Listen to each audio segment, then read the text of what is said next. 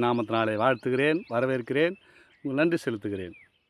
நீதிமொழிகள் 10ஆம் அதிகாரம் 5ஆம் வசனம் சொல்லப்படுகிறது. கோடை காலத்தில் அறுக்கிறவன் புத்தி உள்ள மகன், அறுப்பு காலத்தில் தூங்குகிறவனோ இளைச்சை உண்டாக்குற மகன். பாருங்கள், கோடை காலத்தில் கஷ்டப்பட்டு இந்த வெயிலில் அறுவடை செய்கிற மனுஷன் நல்ல மகன் என்று ஆண்டவர் சொல்லுகிறார். அந்த கோடை காலத்தில் அறுக்கிறபடி தூங்குகிற மனுஷன் என்ன பண்ணான்? இளைச்சல் ஆகிடுவான், வறுமைக்கு போயிடுவான்றார். நம்ம வாழ்க்கையில் கூட சரி, எத்தனையோ கிராமங்கள், எத்தனையோ இடத்துல தேவனை அறியாதபடி பாவத்திலும் சாபத்திலும் நொறுக்கி கொண்டு இருக்கிறாங்க, அறுவடைக்கு தயாராக இல்லாத இருக்கிறாங்க. ஆனால் நம்ம போய் என்ன பண்ண முடியல? அவங்களை சத்தியத்தை அறிவிக்க முடியவில்லை.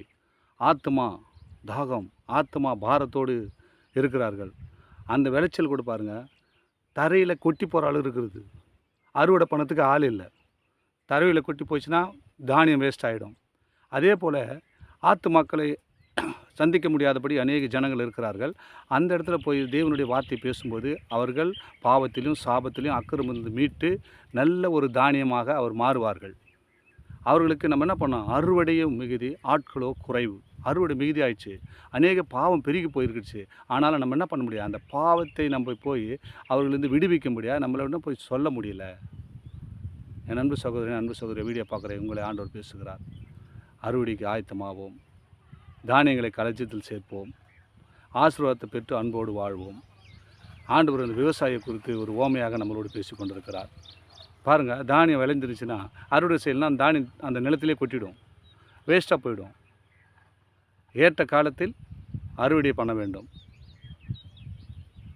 அதுதான் இந்த ஓமையை அந்த வார்த்தை சொல்லுகிறார். கோடை காலத்தில் சேர்க்கிறவன் புத்தி உள்ள மகன். கோடை காலத்தில் கஷ்டம் வந்தாலும் சத்தியத்தை எங்கே போய் அறிவிக்கணுமோ அதை அறிவிச்சிடணும். அதே போல் அறுவடை பண்ணுறோம், கரெக்டான டைமுக்கு அறுவடை பண்ணாங்கன்னா அது தானியம் சிந்தி போகாது, களஞ்சியத்தில் போய் சேர்க்கப்படும். அறுப்பு காலத்தில் தூங்குகிறவனும் அங்கே போகிறது கஷ்டமாகுது, அந்த இடத்துல போய் எனக்கு சத்தியம் சொன்னால் கேட்க மாட்டாங்க, இங்கே போனால் சத்தியத்தை கேட்க மாட்டாங்க அப்படின்னு தூங்குகிற உன்னை ஆண்டவர் சொன்ன பண்ணனா, தூங்குகிற நீ இளைச்சல் அடைவாய், வறுமைக்குள் போயிடுவாய், ஆசீர்வாதத்தை அடைய முடியாது, உனக்கு பெற்ற அபிஷேகத்தை விட்டுற, உனக்கு கொடுத்த ஊழியத்தை விட்டுற, நீ போய் எங்கெங்கே பேசணுமோ அங்கங்கே போய் பேசு. உனக்கு வேலைங்க அறுவடை, ஆயத்தப்படுத்துகிற அறுவடை உங்களுக்கு ஆண்டவர் உங்களுக்கு கொடுத்து நியமிச்சிருக்கார்.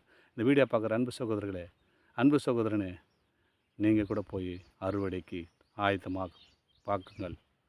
கர்த்தருடைய ஆசீர்வாதத்தை, நம்ம பெற்ற இன்பத்தை, நம்ம பெற்ற சந்தோஷ சமாதானத்தை அநேகர் பாவத்திலும் சாபத்தில் இருக்கிறவர்கள் பெற்று அனுபவிக்கும்படியாய் இந்த வீடியோ பார்க்குற உங்களிடத்திலும் ஆண்டவர் அந்த அன்பை எதிர்பார்க்கிறார்.